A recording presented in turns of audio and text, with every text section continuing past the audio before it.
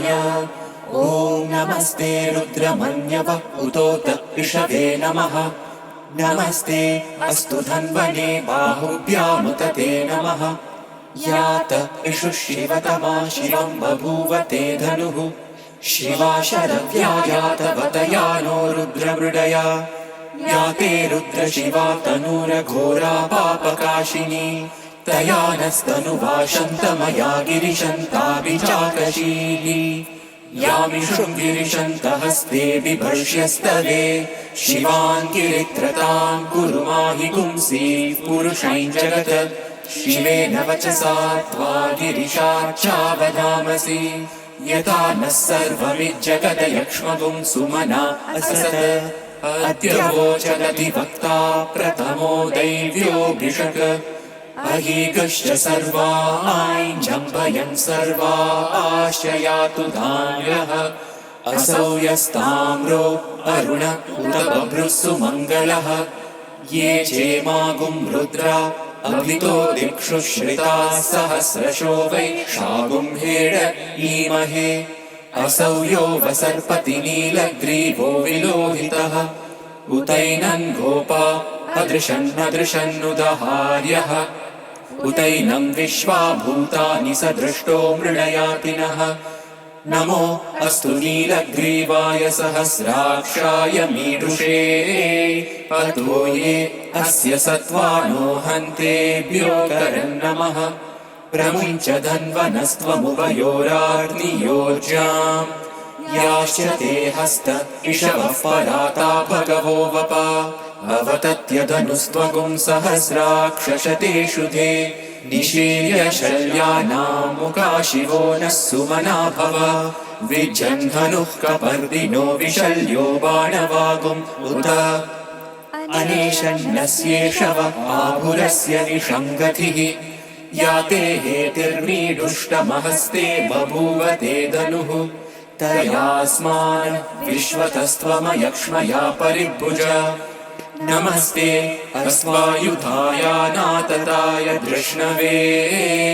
उभाभ्यामुत ते नमो बाहुभ्यां तव धन्वने। परिते धन्वनो हेतिरस्मान् वृणक्तु विश्वतः। अथो य इषुधिस्तवारे अस्मन्निदेहितम्। नमस्ते अस्तु भगवन् विश्वेश्वराय महादेवाय त्र्यम्बकाय त्रिपुरान्तकाय त्रिकाग्निकालाय कालाग्निरुद्राय नीलकण्ठाय मृत्युञ्जयाय सर्वेश्वराय सदाशिवाय श्रीमन्महादेवाय नमः। नमो हिरण्यवाहवे सेनान्ये दिशाञ्च पतये। नमो नमो वृक्षेभ्यो हरिकेशेभ्यः पशूनां पतये। नमो नमः सस्पिञ्जराय त्रिशीमते पतीनां पतये। नमो नमो बभ्रुषाय विव्याधिनेम्नानां पतये। नमो नमो हरिकेशायोपवीतिने पुष्टानां पतये। नमो नमो भवस्य हेत्यै जगतां पतये। नमो नमो रुद्रायातताविने क्षेत्राणां पतये। नमो नमः सूताय हन्त्याय वनानां पतये। नमो नमो रोहिताय स्थपतये वृक्षाणां पतये। नमो नमो मन्त्रिणे वाणिजाय कक्षाणां पतये। नमो नमो भुवन्तये वारिवस्वृताय औषधीनां पतये। नमो नमः उच्चैर्घोषाय क्रन्दयते पत्नीनां पतये। नमो नमः कृत्स्नवीताय धावते सत्त्वनां पतये नमः। नमः सहमानाय निर्व्याधिन आव्याधिनीनां पतये। नमो नमः ककुभाय निषङ्गिने सेनानां पतये। नमो नमो निषङ्गिन शिशुधिमते तस्कराणां पतये। नमो नमो वञ्चते परिवञ्चते स्थायूनां पतये। नमो नमो निचेरवे परिचरायारण्यानां पतये। नमो नमः श्रीकाविभ्यो जिगागुंसभ्यो पुष्णतां पतये। नमो नमो सिमर् शिशुमभ्यो नक्तञ्चरद्यः प्रकृन्तानां पतये नमो नमः उष्णीषिणे गिरिचराय गुरुञ्चानां पतये नमो नमः शिशुमभ्यो धन्वाविभ्यश्च वो नमो नमः आतन्वानेभ्यः प्रतिददानेभ्यश्च वो नमो नमः आयच्छद्भ्यो विसृजद्भ्यश्च वो नमो नमोऽस्यद्भ्यो विद्यद्भ्यश्च वो नमो नमः आसीनेभ्यश्च यानेभ्यश्च वो नमो नमः स्वपद्भ्यो चाकृद्भ्यश्च वो नमो नमस्तिष्ठद्भ्यो धावद्भ्यश्च वो नमो नमः सभाभ्यः सभापतिभ्यश्च वो नमो नमो अश्वेभ्यो श्वपतिभ्यश्च वो नमः नमः आव्याधिनीभ्यो विविद्यन्तेभ्यश्च वो नमो नमः उगणाभ्यस्त्रिगुंहतेभ्यश्च वो नमो नमो कृत्सेभ्यो कृत्सपतिभ्यश्च वो नमो नमो व्रातेभ्यो व्रातपतिभ्यश्च वो नमो नमो गणेभ्यो गणपतिभ्यश्च वो नमो नमो विरूपेभ्यो विश्वरूपेभ्यश्च वो नमो नमो महद्भ्यः क्षुल्लकेभ्यश्च वो नमो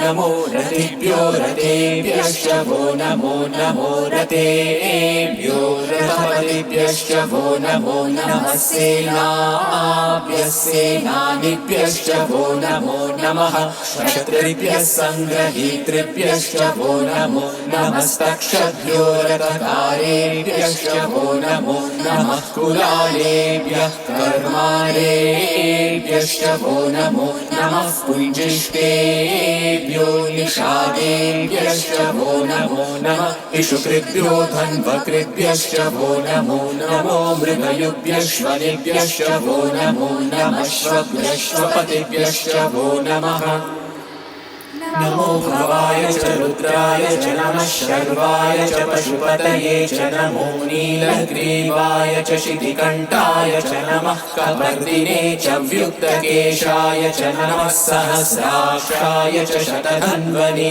च नमो गिरिशाय च शिविविष्टाय च नमो मीरुष्टमाय चेषुमते च नमो ह्रस्वाय च वामनाय च नमो बृहते च वर्षीयसे च नमो वृद्धाय च संवृद्ध्वये च नमो अग्र्याय च प्रथमाय च नमः आशवे चाजिराय च नमः शीघ्रियाय च शीघ्राय च नमः ऊर्म्याय चावस्वन्याय च नमः स्रोतस्याय च द्वीप्याय च नमो ज्येष्ठाय च कनिष्ठाय च नमः पूर्वजाय चापरजाय च नमो मध्यमाय चापगल्भाय च नमो जघन्याय च बुद्धियाय च नमः सोऽभ्याय च प्रतिसर्याय च नमो याम्याय च क्षेम्याय च नमः उर्वर्याय च कल्याय च नमः श्लोक्याय चावसान्याय च नमो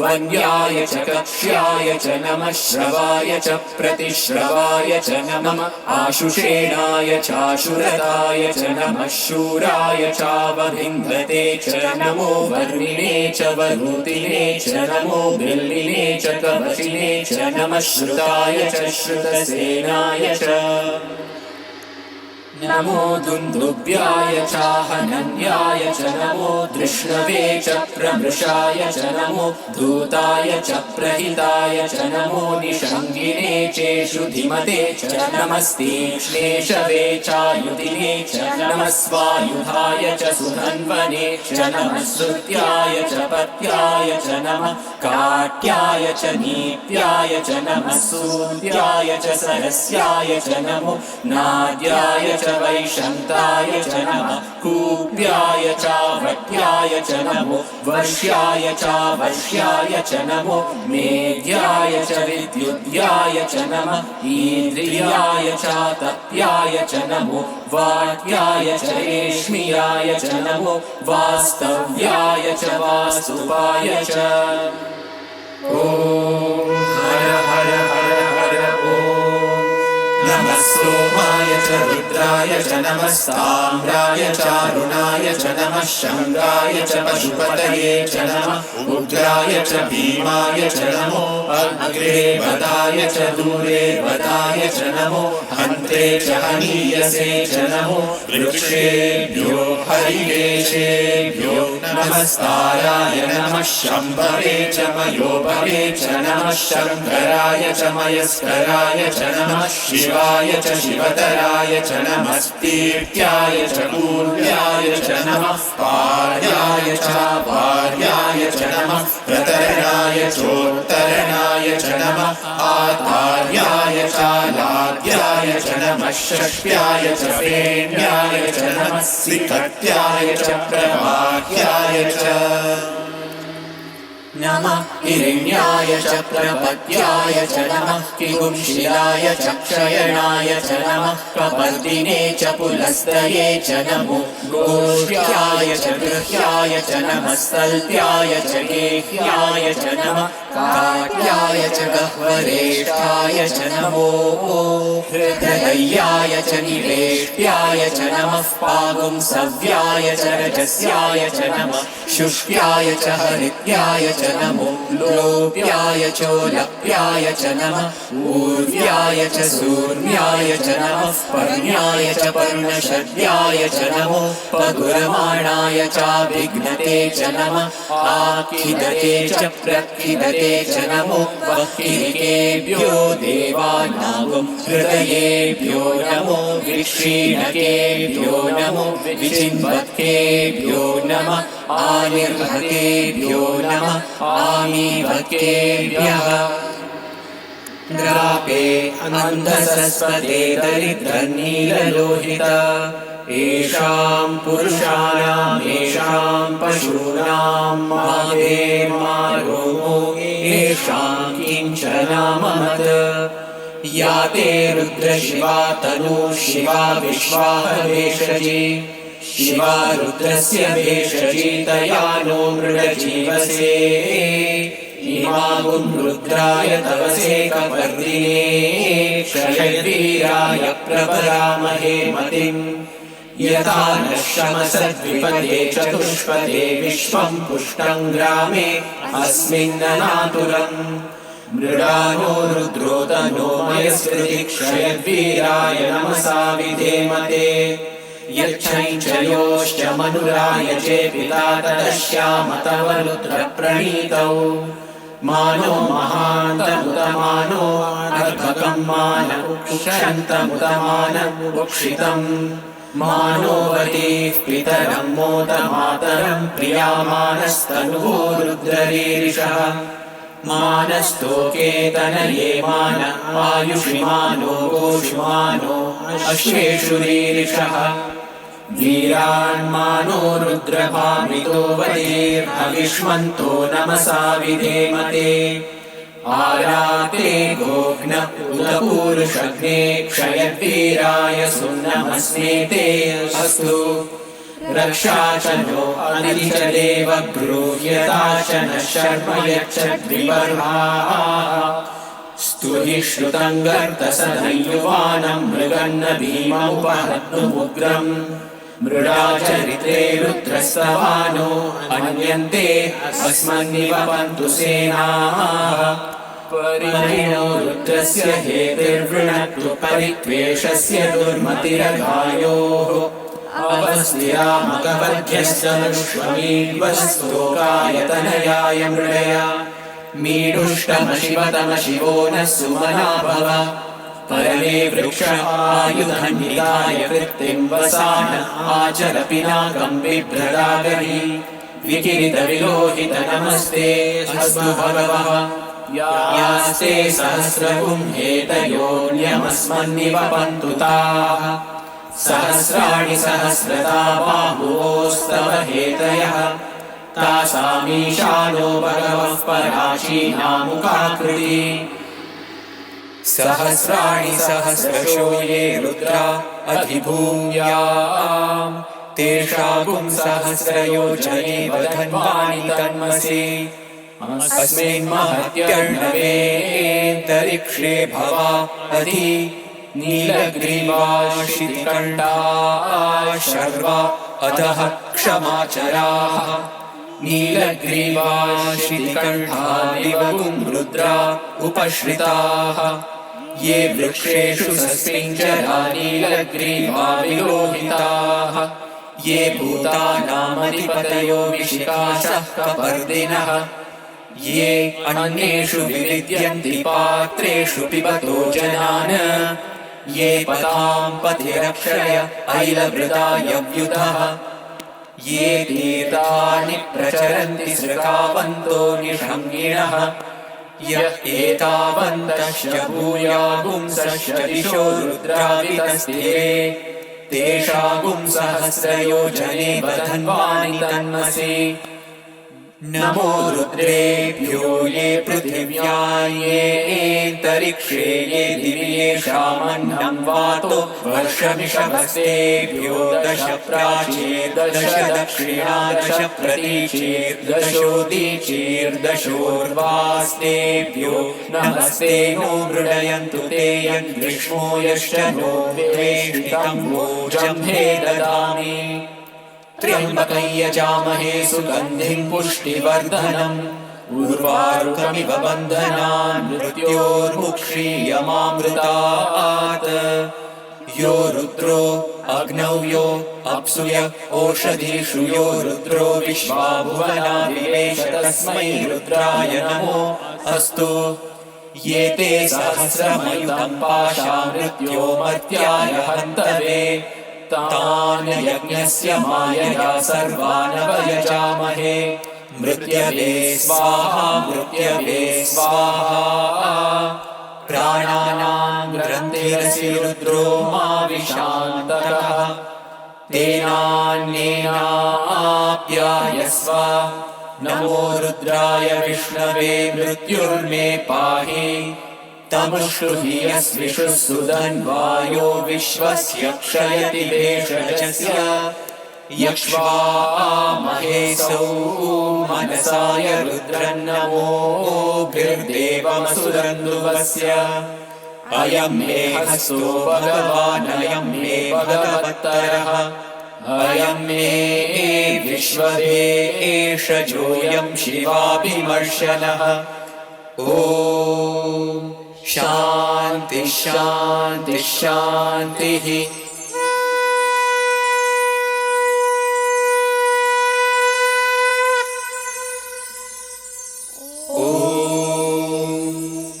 अग्ना विष्णु सजोषसे मा वर्धन्तु मां गिरः द्युम्नैर्वाजेभिरागतम् वाचश्च मे प्रसवश्च मे प्रयतिश्च मे प्रसिद्धिश्च मे नीतिश्च मे क्रतुश्च मे स्वरश्च मे श्लोकश्च मे श्रावश्च मे श्रुतिश्च मे ज्योतिश्च मे सुवश्च मे प्राणश्च मे पानश्च मे व्यानश्च मे सुश्च मे चित्तं च आधीतं च मे वाक् च मे मनश्च मे चक्षुश्च मे श्रोत्रं च मे दक्षश्च मे बलं च ओजश्च मे सहश्च आयुश्च मे जरा च आत्मा च मे धनुश्च मे शर्म च मे वर्म च मे गानि च मे स्थानि च मे परुगुंषि च मे शरीराणि च मे ज्येष्ठं च आधिपत्यं च मे मन्युश्च मे भामश्च मे वश्च मे वश्च मे जेमा च मे महिमा च मे वरिमा च मे प्रतिमा च मे वश्मा च मे द्रागुया च मे वृद्धं च मे वृद्धिश्च मे सत्यं च मे श्रद्धा च मे जगच्च मे धनं च मे वशश्च मे कृषिश्च मे क्रीडा च मे मोदश्च मे जातं च मे जनिष्यमाणं च मे सूक्तं च मे सुकृतं च मे वित्तं च मे वेद्यं च मे भूतं च मे भविष्यत् च मे सुखं च मे सुपतं च मरुद्धं च मरुद्धिश्च मे कृतं च मे कृत्तिश्च मे मतिश्च मे सुमतिश्च मे क्षञ्च मे मयश्च मे प्रियञ्च मे कामश्च मे कामश्च मे सौमनसश्च मे भद्रञ्च मे श्रेयश्च मे वस्यश्च मे यशश्च मे भगश्च मे द्रविणञ्च मे यन्ता च मे भर्ता च मे क्षेमश्च मे धृतिश्च मे विश्वञ्च मे महश्च मे संविच्च मे ज्ञात्रञ्च मे सूश्च मे प्रसूश्च मे श्रीरञ्च मे रयश्च मृतञ्च मे मृतञ्च मे यक्ष्मञ्च मे नामयच्च मे जीवातुश्च मे दीर्घायुत्वञ्च मे मित्रञ्च मे भयञ्च मे सुखञ्च मे शयनञ्च मे सुषा च मे सुदिनञ्च मे ऊर्च मे सुहृता च मे पयश्च मे रसश्च मे घृतञ्च मे मधु च मे शक्तिश्च मे सपीतिश्च मे ऋषिश्च मे वृष्टिश्च मे जैत्रञ्च औद्भिद्यञ्च मे रयिश्च मे रायश्च मे पुष्टञ्च मे पुष्टिश्च मे विभुच मे प्रभुच मे बहुच मे भूयश्च मे पूर्णञ्च मे पूर्णतरञ्च मे क्षितिश्च मे कूयवाश्च मे नैश्च मे शुच्च मे व्रीहयश्च मे यवाश्च मे माशाश्च मे तिलाश्च मे मुद्राश्च मे खल्वाश्च मे गोधूमाश्च मे मसुराश्च मे प्रियङ्कवश्च मे नवश्च मे श्यामाकाश्च मे नीवाराश्च मे अश्मा च मे मृत्तिका च मे गिरयश्च मे पर्वताश्च मे सिकताश्च मे वनस्पतयश्च मे हिरण्यञ्च मे यश्च मे सीसञ्च मे प्रपुश्च मे श्यामञ्च मे लोहञ्च मे ग्निश्च आपश्च मे वीरुधश्च ओषधयश्च मे कृष्णपच्यञ्च मे कृष्णपच्यञ्च मे ग्राम्याश्च मे पशव आरण्याश्च यज्ञेन कल्पन्ताम् वित्तञ्च मे वित्तिश्च मे भूतञ्च मे भूतिश्च मे वसुश्च मे वसतिश्च मे कर्म च मे शक्तिश्च मे अर्थश्च एमश्च इतिश्च मे गतिश्च मे अग्निश्च इन्द्रश्च मे सोमश्च इन्द्रश्च मे सविता च इन्द्रश्च मे सरस्वती च इन्द्रश्च मे पूषा च इन्द्रश्च मे बृहस्पतिश्च इन्द्रश्च मे मित्रश्च इन्द्रश्च मे वरुणश्च इन्द्रश्च मे त्वष्टा च इन्द्रश्च मे धाता च इन्द्रश्च मे विष्णुश्च इन्द्रश्च मे श्विनौ च इन्द्रश्च मे मरुतश्च इन्द्रश्च मे विश्वे च मे देवा इन्द्रश्च मे पृथिवी च इन्द्रश्च मे अन्तरिक्षं च इन्द्रश्च मे द्यौश्च इन्द्रश्च मे दिशश्च इन्द्रश्च मे मूर्धा च इन्द्रश्च मे प्रजापतिश्च इन्द्रश्च मे अग्निश्च मे रश्मिश्च मे लाभ्यश्च मे विपतिश्च उपागुंश्च मे दर्यामश्च ऐन्द्रवायवश्च मे मैत्रा वरुणश्च आश्विनश्च मे प्रतिप्रस्थानश्च मे शुक्रश्च मे मन्त्री च आग्रहणश्च मे वैश्वदेवश्च मे ध्रुवश्च मे वैश्वानरश्च ऋतुग्रहाश्च मे त्रिग्राह्याश्च ऐन्द्राग्नश्च मे वैश्वदेवश्च मे मरुद्गीयाश्च मे माहेन्द्रश्च आदित्यश्च मे सावित्रश्च मे सारस्वतश्च मे पौष्णश्च मे पाग्नीवतश्च मे आर्योजनश्च मे इद्मश्च मे वर्हिश्च मे वेदिश्च मे तिष्णीयाश्च मे सृजश्च मे चमसाश्च मे ग्रावाणश्च मे स्वरवश्च उपरवाश्च मे ऋषभणे च मे द्रोणकलशश्च मे वायव्यानि च मे पूतवृच्च आधवनीयश्च आग्नेयीध्रञ्च मे हविर्धानञ्च मे गृहाश्च मे सदश्च मे पुरोडाशाश्च मे पचताश्च मे वभृतश्च मे स्वगाकारश्च मे अग्निश्च मे घर्मश्च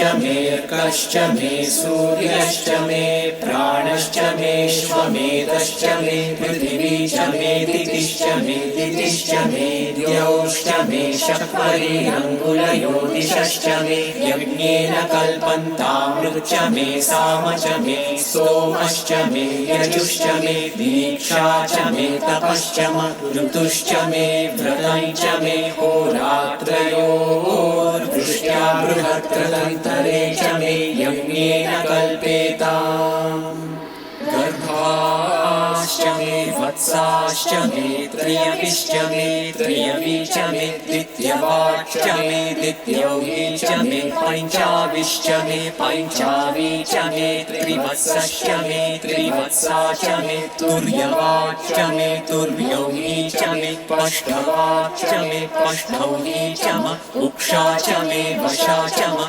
वृषभश्च मे वेहच्च मे नड्वाञ्च मे धेनुश्च आयुर्यज्ञेन कल्पताम् प्राणो यज्ञेन कल्पताम् अपानो यज्ञेन कल्पताम् व्यानो यज्ञेन कल्पताम् चक्षुर्यज्ञेन कल्पताम् श्रोत्रयज्ञेन कल्पताम् मनो यज्ञेन कल्पताम् वाक् यज्ञेन कल्पताम् आत्मा यज्ञेन कल्पताम् यज्ञो यज्ञेन कल्पताम् एका च मे तिस्रश्च मे पञ्च च मे सप्त च मे नव च म एकादश च मे त्रयोदश च मे पञ्चदश च मे सप्तदश च मे नवदश च म एकविंशतिश्च मे त्रयोविंशतिश्च मे पञ्चविंशतिश्च मे सप्तविंशतिश्च मे नवविंशतिश्च म एकत्रिंशच्च मे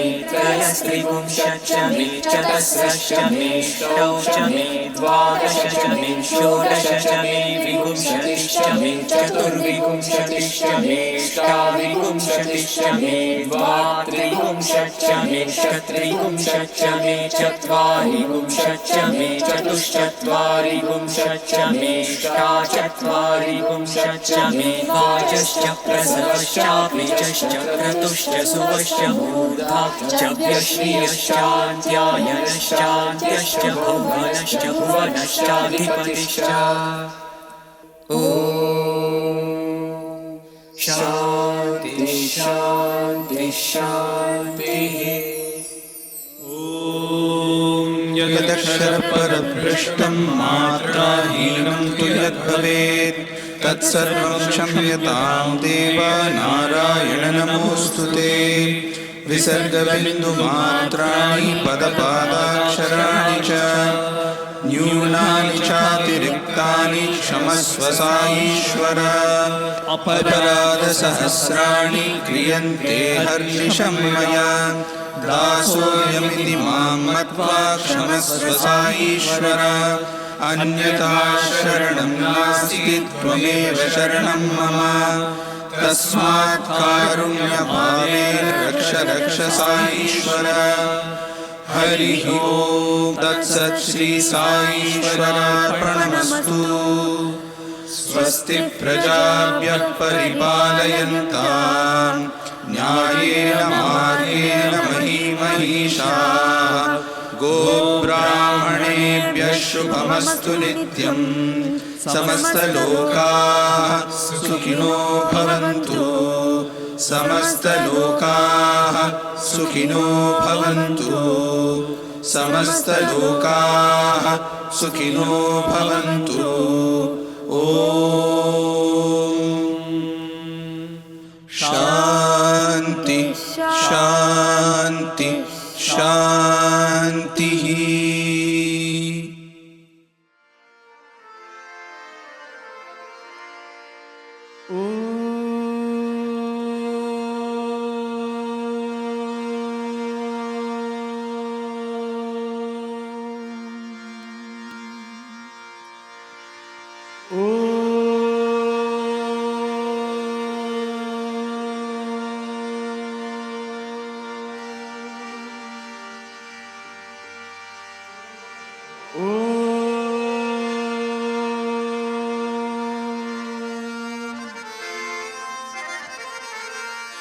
जय जय जय जय गणपति देवा।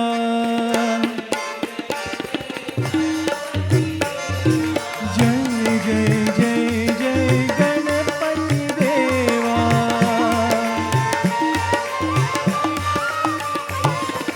जय जय जय जय गणपति देवा।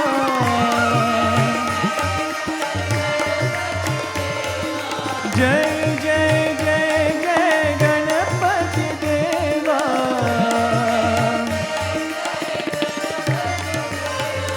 जय जय जय जय गणपति देवा।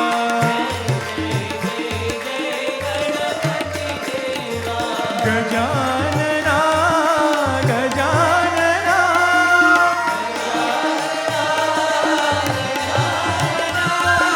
गजानना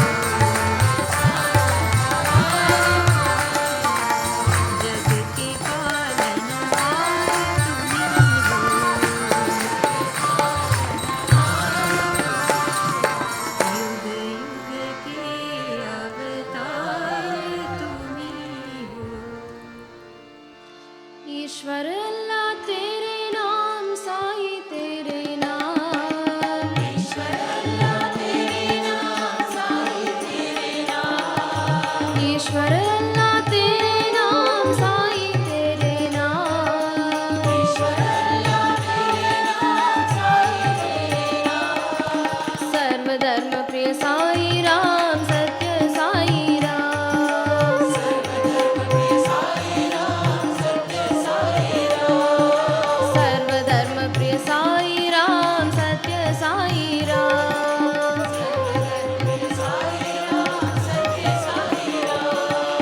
अल्लाह साई मौला साई अल्लाह साई मौला साई अल्लाह साई मौला साई अल्लाह साई मौला साई येशुवत साई हे महावीर साई येशुवत साई हे महावीर साई येशुवत साई हे महावीर साई येशुवत साई हे महावीर साई गोविंद साई गोपाल साई नानक साई गोविंद साई गोपाल साई नानक साई हे गोविंद साई गोपाल साई नानक साई गोविंद साई गोपाल साई नानक साई सर्वधर्म प्रिय साई राम सत्य साई राम सर्वधर्म प्रिय साई राम सत्य साई राम सर्वधर्म प्रिय साई राम सत्य साई राम सर्वधर्म प्रिय साई राम सत्य साई राम ईश्वर अल्लाह तेरे नाम साई तेरे नाम ईश्वर अल्लाह तेरे नाम साई तेरे नाम सर्वधर्म प्रिय साई राम सत्य साई राम सर्वधर्म प्रिय साई राम सत्य साई राम अल्लाह साई मौला साई अल्लाह साई मौला साई येशुवत साई हे महावीर साई येशुवत साई हे महावीर साई गोविंद साई गोपाल साई नानक साई गोविंद साई गोपाल साई नानक साई सर्वधर्म प्रिय साई राम सत्य साई राम सर्वधर्म प्रिय साई राम सत्य साई राम अल्लाह साई मौला साई अल्लाह साई मौला साई अल्लाह साई मौला साई अल्लाह साई मौला साई ईश्वर अल्लाह तेरे नाम साई तेरे नाम प्रणाम स्वीकार करो साई महादेवा प्रणाम स्वीकार करो साई महादेवा प्रणाम स्वीकार करो साई महादेवा प्रणाम स्वीकार करो साई महादेवा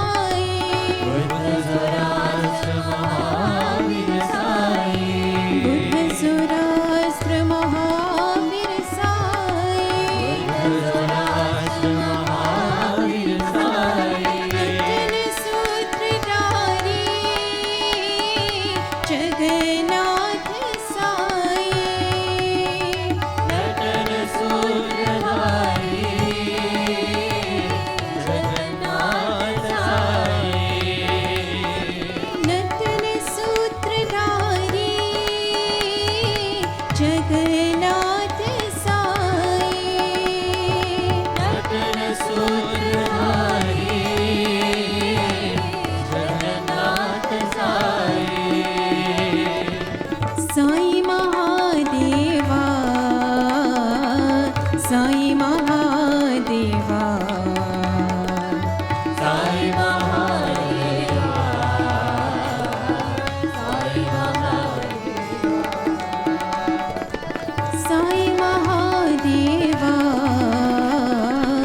साई महादेवा साई महादेवा साई महादेवा। प्रणाम स्वीकार करो साई महादेवा नाम स्वीकार करो साई महादेवा साई महादेवा साई महादेवा साई महादेवा साई महादेवा। प्रणाम स्वीकार करो साई महादेवा नाम स्वीकार करो साई महादेवा। अल्लाह ईश्वर ईशु साई बुध सुरास्त्र महावीर साई रत्न सूत्रधारी जगन्नाथ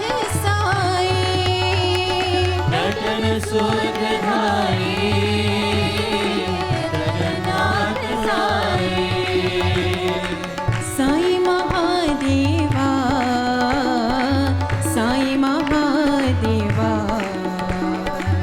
साई महादेवा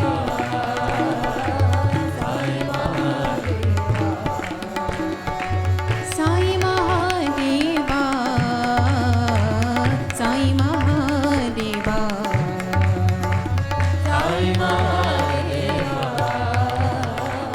साई महादेवा प्रणाम स्वीकार करो साई महादेवा।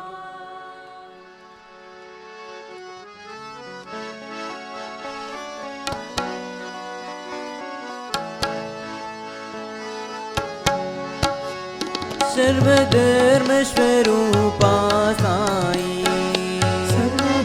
सर्वधर्मस्वरूपा साई सर्वधर्मस्वरूपा साई सर्वधर्मस्वरूपा साई पति के अवतारा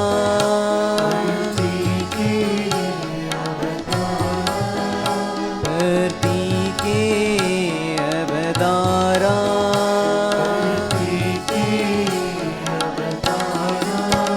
मेरे बाबा मेरे साई मेरे बाबा मेरे साई मेरे बाबा मेरे साई मेरे बाबा मेरे साई साई राम साई राम साई राम साई राम साई राम साई राम साई राम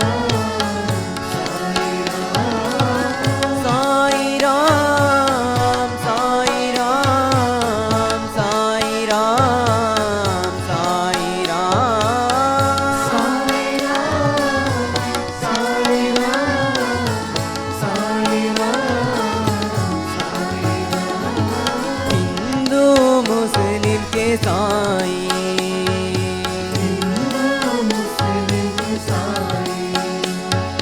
हिंदू मुस्लिम के साई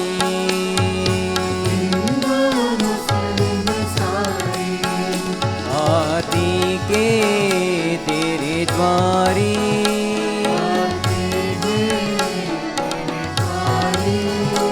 आरती के तेरे द्वारी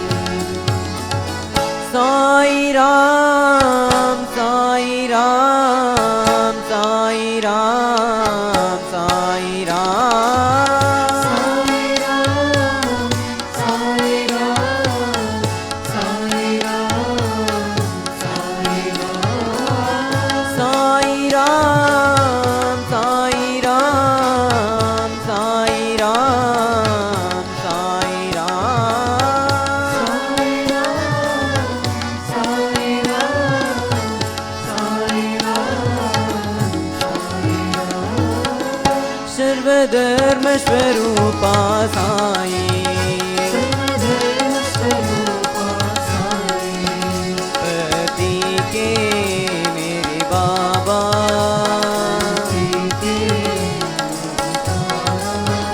मेरे बाबा मेरे साई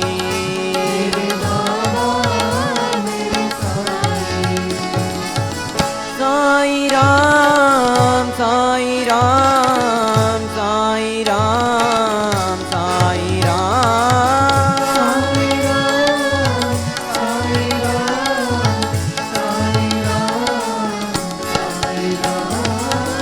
साई राम साई राम साई राम साई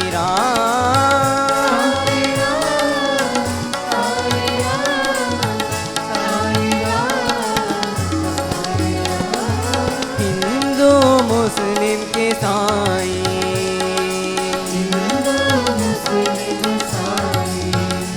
आती के तेरे द्वारी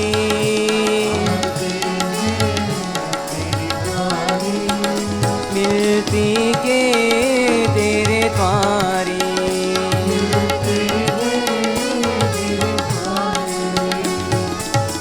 साई राम साई राम साई राम साई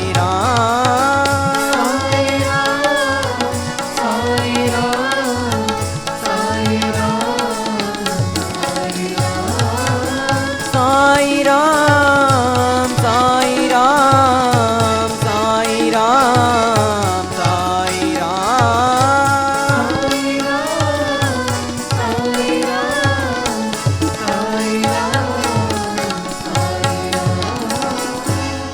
सर्वधर्म स्वरूपा साई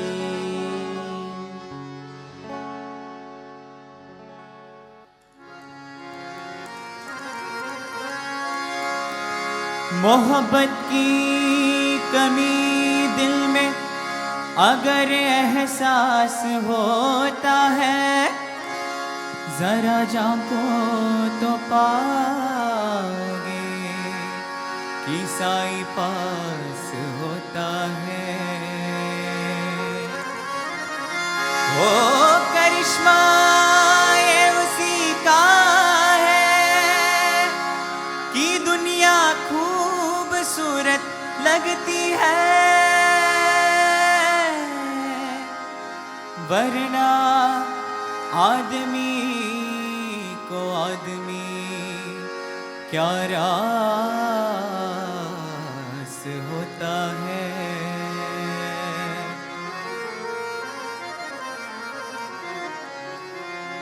साई बिन रहा न जाए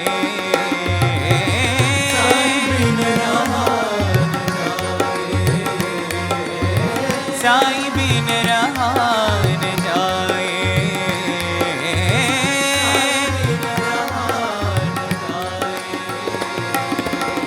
चैन न आए मोहे चैन न आए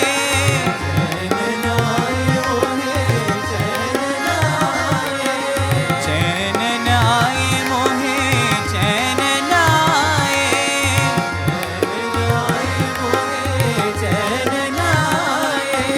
साई बिन रहा न जाए साई बिन रहा न जाए जब से देखा तुझको साई मेरे दर्श के प्यासे नैना साँझ सवेरे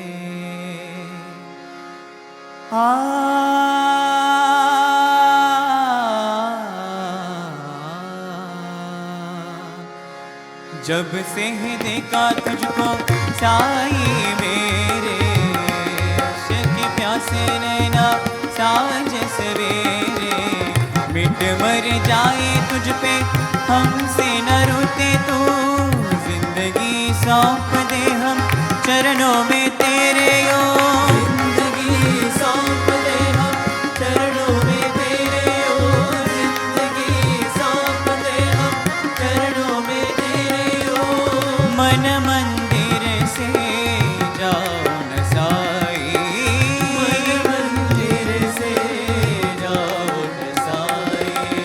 चैन नाए मोहे चैन नाए, चैन नाए मोहे चैन नाए, साईं बिन रहा न जाए,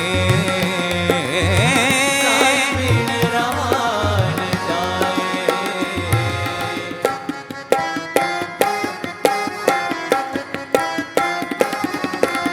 तू मेरा दिल मेरी धड़कन, तू ही है मंजिल मेरी, तू ही है मंजिल मेरी, तू ही है मंजिल मेरी। मेरा जीवन तेरा दर्शन, मेरी सब सांसें भी तेरी, मेरी सब सांसें भी तेरी, मेरी सब सांसें भी तेरी। तुझ पे कुर्बान हो ये जीवन, तुझ पे कुर्बान हो ये जीवन, अब तमन्ना है ये मेरी, अब तमन्ना है ये मेरी, बस तमन्ना है ये मेरी। तुझ पे कुर्बान हो ये जीवन, अब तमन्ना है ये मेरी, अब तमन्ना है ये मेरी, बस तमन्ना है ये मेरी। साईं बिन रहा न जाए, साईं बिन रहा न जाए। चैन नाए मोहे चैन नाए, चैन नाए मोहे चैन नाए, साईं बिन रहा न जाए, साईं बिन रहा न जाए। साईं बिन रहा न जाए, साईं बिन रहा न जाए, साईं बिन आ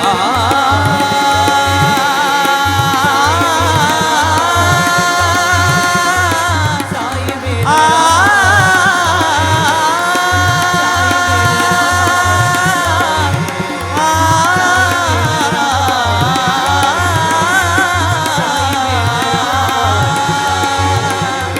साईं बिन रहा न जाए,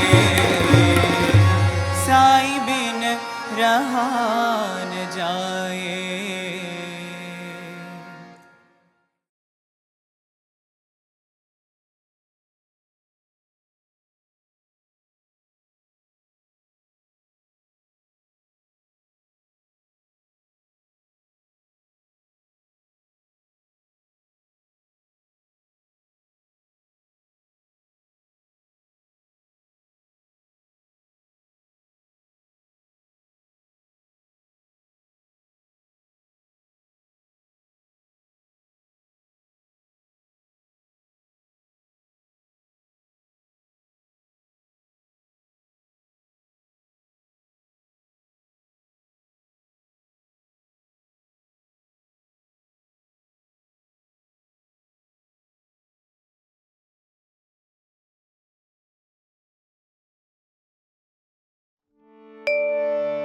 असतो मा सद्गमय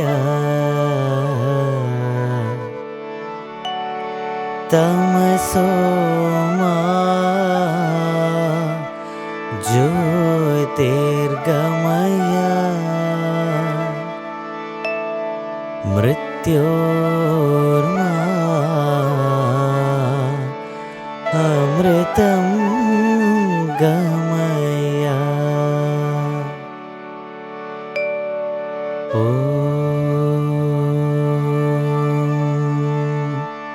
शान्ति शान्ति शान्तिः। ప్రాచీన కాలము నుండి భారతీయ సంస్కృతిని పురస్కరించుకొని అనేక మంది అనేక విధములైన మార్గములతో భగవంతుని చేరుటకు అనేక ప్రయత్నములు సలుపుతూ వచ్చారు. Basing on the propagation and the teaching of the culture of Bharat, since ancient times, people have been pursuing various paths in spirituality. ఇందులో వైదిక మార్గమునందు 4 విధములైనటువంటి యొక్క మార్గములు ఏర్పరచుకున్నారు. As per the Vedic doctrine, there are 4 paths. మొదటిది సత్యవతి ఆరాధన, The first one is form of worship called Satyavati. రెండవది Angavati, The second form, Angavati. మూడవది అన్యవతి, Third one, Anyavati. నాలుగవది నిదానవతి. The next one is Nidanavati. ఇందులో మొట్టమొదటిది సత్యవతి ఆరాధన. The first form of worship is Satyavati. ఈ సత్యవతి ఆరాధనగా భగవంతుడు సర్వత్రా ఉన్నటువంటి వాడనియు, పాలలో వెన్న ఏ విధంగా సర్వత్రా కణం కణంనందు కూడా ఉన్నదో అదే విధంగానే భగవంతుడు సర్వత్రా ఉన్నాడని విశ్వసించి ఆరాధించటం. The first form of worship called Satyavati wants us to believe that God is everywhere, like butter spread all over the milk, and it is present in every cell, in every drop. నువ్వులలో నూనె ఉండినట్టుగా, కర్రలో నిప్పుండినట్టుగా భగవంతుడు ఈ సర్వత్రా దృశ్యకల్పితమైనటువంటి ఈ జగత్తంతైకుడును నిండినది భగవంతుడే అనేటువంటి సత్యాన్ని గుర్తించి వారు ఆరాధన సలిపేటువంటి వారు. The Satyavati form of worship will also tell you that just as you find oil in silk seeds, just as you find the fire in the wood, in the entire apparent world, you find the divinity. విశ్వం విష్ణుమయం జగత్. The entire universe is filled with Vishnu alone. కనుకనే జగత్తంతైకుడును విష్ణుమయమైనటువంటిదనియు, జగత్తు కార్యస్వరూపమనియు, విష్ణువు కారణస్వరూపుడని విశ్వసించి ఆరాధన సలుపుతూ వచ్చారు.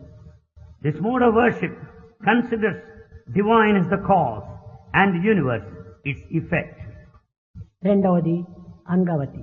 The second form of worship is Angavati.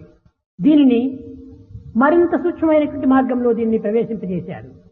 It explains in a subtler way. ఇందులో పంచభూతములు శబ్ద స్పర్శ రూప రస గంధము, ఆకాశము, వాయువు, జలము, భూమి, శబ్దము అన్నిటితో చేరి ఈ పంచభూత స్వరూపమే పరమాత్ముడని విశ్వసించి ఒక్కొక్క భూతమును కూడా ప్రత్యేకించి ఆరాధన సలుపుతూ వచ్చారు. Here all the five elements are considered divine, and each of the element is worshipped. You find the five elements, the space and the earth, the wind, all the five elements, everyone is worshipped individually. ఈనాటికి కూడాను గంగా మహాతాయి, మహాతల్లి, గంగా మాత అని కూడాను నేటికి కూడాను గంగను పూజిస్తూ వస్తున్నారు. Even today, Ganges, Ganga is worshipped as the divine mother. అగ్నిహోత్రుడు అని యజ్ఞయాగాది సమయంలందు అగ్నిని కూడాను ఆరాధిస్తూ వస్తున్నారు. Fire is worshipped as God, where all offerings are made. వరుణదేవుడు అని ఈ యొక్క గాలి వానను కూడాను ఆరాధిస్తూ వచ్చారు. Rain is considered as rain god and worshipped. కనుకని ఈ విధంగా పంచభూతములు కూడాను ప్రాచీన సంస్కృతిని పురస్కరించుకొని భారతీయులు ఆరాధన సలుపుతూ వచ్చారు. Bharatiyas worshipped all the five elements as per the tradition of the ancient culture. వీరిరే రెండవ తెగైనటువంటి అంగవతి ఆరాధన. This is the second form of worship called Angavati. అన్యవతి, Third one, Anyavati. ఇది కేవలము ఒక్కొక్క ఆకారములకు ఒక్కొక్క చిహ్నము మాత్రమే తీసుకొని ఆరాధన సల్పుతూ ఫలానా దేవతా స్వరూపమని ఆ చిహ్నమును పురస్కరించుకొని నిరూపించుతూ వచ్చారు. In this Anyavati form of worship, there is a specific form and a specific sign, and we worship basing on that form of our own imagination. Kodandapani అంటే రాములు అని ఒక అర్థం. Kodandapani means Rama. జటాజూటములు ధరించి గంగను శిరస్సుపై ఉంచుకున్నటువంటి వాడుంటే ఇతను ఈశ్వరుడు అని ఒక అర్థం. The one with the four locks and Ganga, the Ganges above, is Lord శంఖ Shiva. చక్ర గదా పద్మములు ధరించినటువంటి వాడు విష్ణువు అని. The one with conch, the mace and wheel is Vishnu. శిఖపించమును ధరించినటువంటి వాడు, మురళిని చేపట్టినటువంటి వాడు కృష్ణుడు అని. The one with peacock feather and flute is Lord Krishna. వీణా వాణి అనేటువంటిది సరస్వతి అని. Saraswati has Veena. ఈ విధంగా ఒక్కొక్కరి వారి యొక్క చిహ్నమును పురస్కరించుకొని ఆరాధన సల్పుతూ వచ్చేటువంటి వారు. All the four different deities are worshipped basing on the insignia they have. ఈ విధంగా కొన్ని చిహ్నములు మాత్రమే ధరించి తద్వారా దైవాన్ని ఆరాధిస్తూ వచ్చారు. They worship all these signs which go to the divine as per their own idea. ఒకటి రూపమని, రెండవది నామమని. One is the form, the other is the name. ఈ రూపనామం ఆధారం చేసుకునే ఆరాధిస్తూ వచ్చారు. They worship basing on these ఈ two. రూపనామం name and రెండు form. కూడాను ఒకదానితో ఒకటి చేరినప్పుడే దివ్యత్వం అనేది ఆవిర్భవిస్తుంది. Unless there is perfect combination of the name and form, you don't find the divinity originating there. ఇక నిదానవతి అనేటువంటిది మరొకటి. The next one is Nidanavati. ఈ నిదానవతి అనేటువంటి దాన్ని ఒక విధమైనటువంటి యొక్క సాధనల కింద మార్చుకుంటూ వచ్చారు. Nidanavati is a spiritual practice sadhana undertaken. నవవిధ మార్గములోని కూడా బోధించారు. Also 9 paths of devotion. ఈ విధమైన మార్గముల చేతనే భగవంతుని చింతిస్తూ స్మరిస్తూ వారు గమ్యాన్ని చేరుకుంటూ వచ్చారు. Following these 9 paths of devotion, they think of God, they think of Him, and then ఉపాసన అనగా ఏమిటి what do you mean by upasana? అనగా తన గమ్యాన్ని తాను చేరుకోవటమే ఉపాసన యొక్క శక్తి. Upasana worship means that which takes you to తన the లక్ష్యాన్ని goal. తాను సాధించడమే ఉపాసన యొక్క శక్తి. To achieve the aim is the power of worship. కనుకనే Upasana. లక్ష్యాన్ని ఏనాటికి కూడా నువ్వు మరవకూడదు. We should never forget our మార్పు objective. గావించుకోకూడదు. We should never change. ఇలాంటి మార్పు కలిగినటువంటి యొక్క లక్ష్యాన్ని మనం సాధిస్తూ రావాలి. We should never change our aim or goal. ప్రాచీన కాలం నుండి ఈ వేద విహితమైనటువంటి మార్గమును పురస్కరించుకొని దైవాన్ని ఆరాధిస్తూ దివ్యత్వాన్ని పొందగలుగుతూ వచ్చారు ఆనాటి సాధకులు. Aspirants then followed the culture of Bharat, adhered to all the procedure laid out in Veda and could attain divinity. కానీ దేశకాల పరిస్థితుల ప్రభావం పురస్కరించుకొని నేటి యువకులు యందు ఇట్టి పవిత్రమైనటువంటి యొక్క సాధనలు విస్మరిస్తూ వచ్చారు.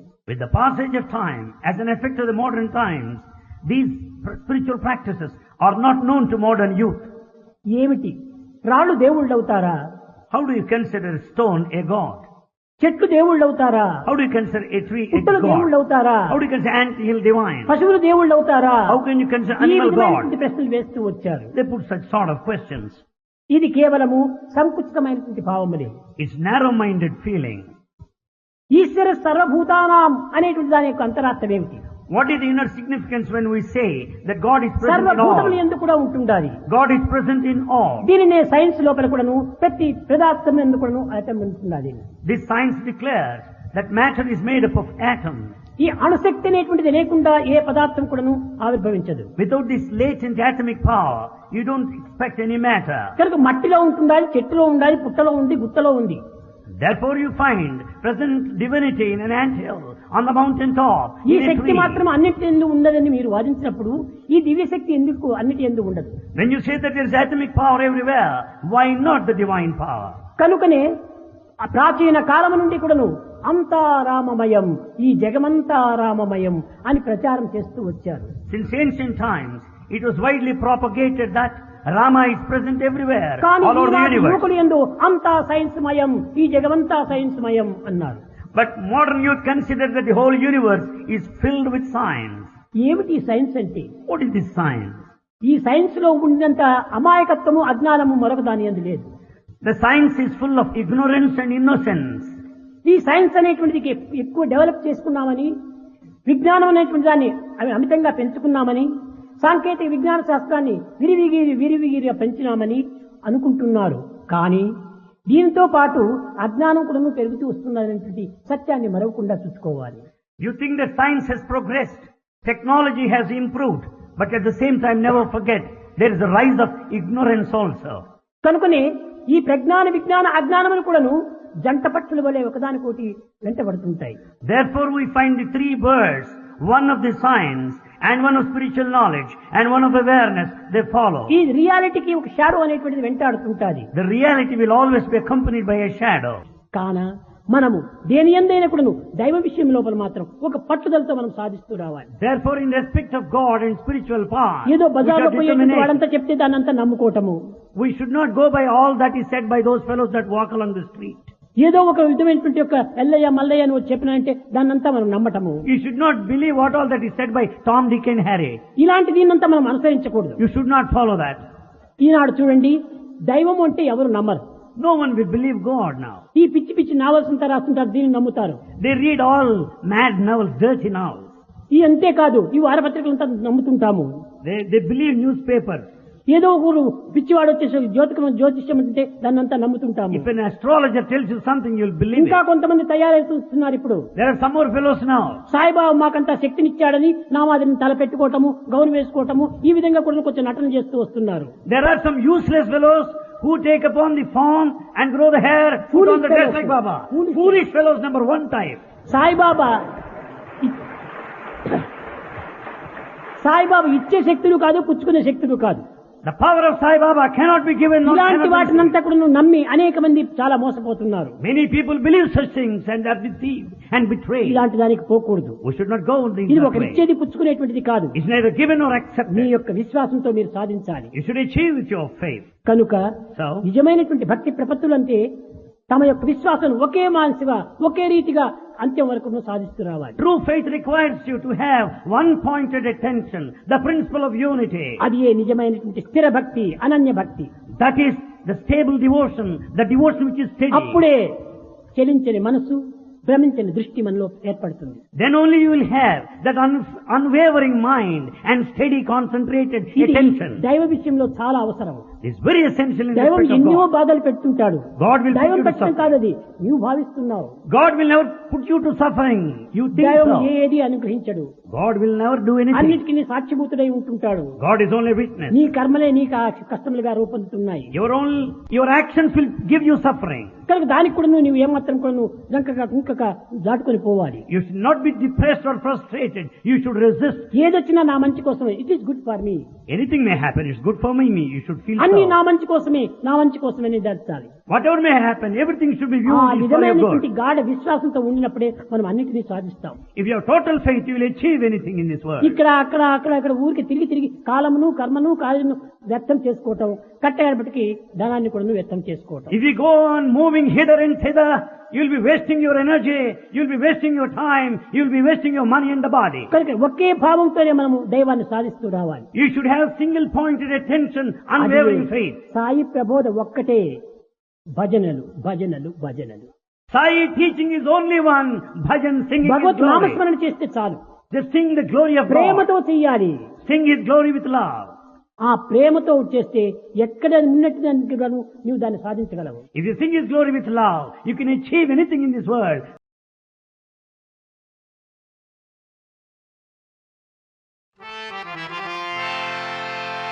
ॐ जय जगदीश हरे स्वामी सत्य साई हरे भक्तजना संरक्षक भक्तजना संरक्षक कल्कि महेश्वर ॐ जय जगदीश हरे शशिवदना श्रीधरा सर्वा प्राणपते स्वामी सर्वा प्राणपते आश्रित कल्पलतीका आश्रित कल्पलतीका आपका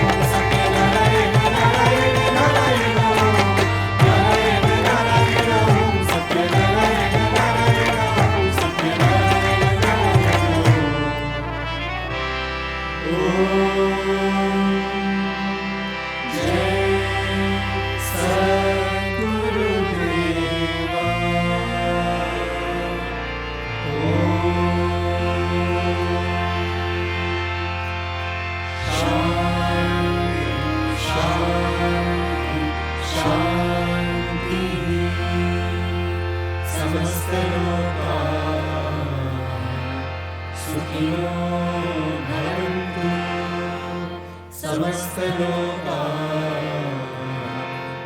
सुखिनो भवन्तु समस्तलोकाः सुखिनो भवन्तु ॐ शान्ति शान्ति शान्ति। जय बोलो भगवान श्री सत्य साई बाबा जी की जय।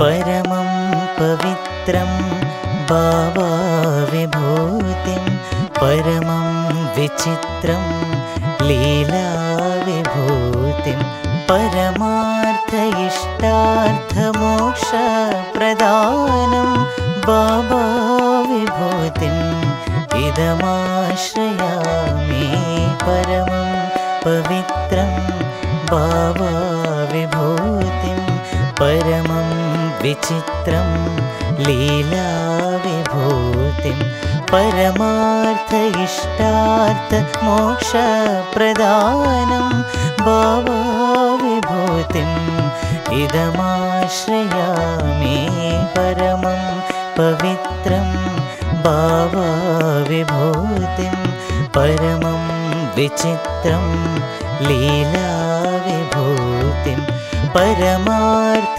इष्टार्थमोक्षप्रदानं बाबा विभूतिम् इदमाश्रयामि बाबा विभूतिम् इदमाश्रयामि साई बाबा विभूतिम् इदमाश्रयामि। ॐ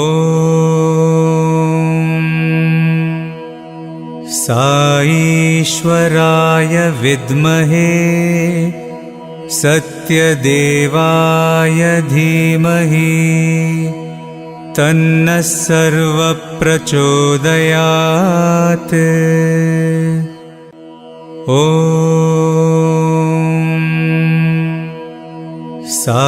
साईश्वराय विद्महे सत्यदेवाय धीमहि तन्नः सर्वप्रचोदयात्। ॐ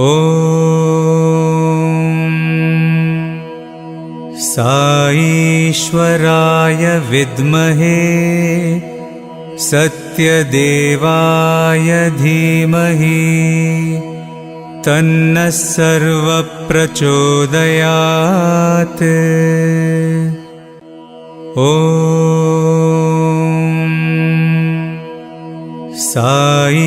साईश्वराय विद्महे सत्यदेवाय धीमहि तन्नः सर्वप्रचोदयात्। ॐ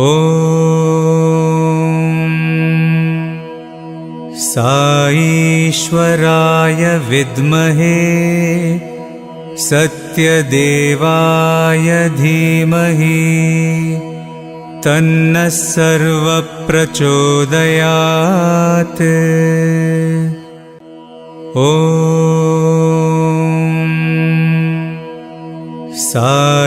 साईश्वराय विद्महे सत्यदेवाय धीमहि तन्नः सर्वप्रचोदयात्।